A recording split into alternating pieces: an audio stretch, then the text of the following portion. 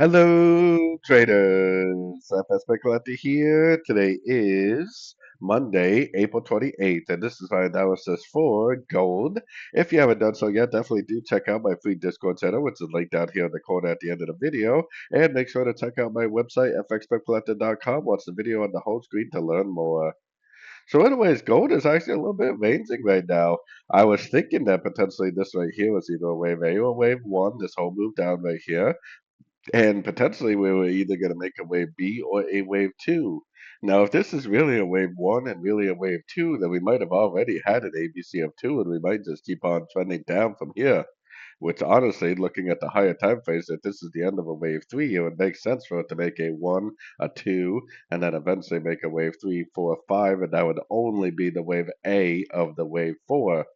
We'll have to see if that plays out. I mean, if it keeps on making lower highs, then I would just keep on looking for shorts. It still kind of seems to me, based on the pattern, that it potentially might end up pushing up to a higher fib level, finishing off this wave B or wave two first. So if you do see a break of structure to the upside, then you probably can take it up to one of these higher Fibonacci retracement levels. If you don't see a break of structure to the upside, then it might just keep on drifting down. It might already be in the wave three of wave A, which, like I said, is probably a wave A of wave four on the higher time frames, which is actually all part of a wave three if you go all the way up to the monthly and weekly time frames.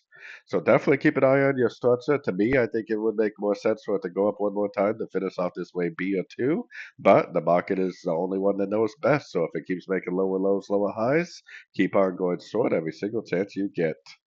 So anyways, don't forget to like and subscribe. And as always, thank you for watching and happy trading.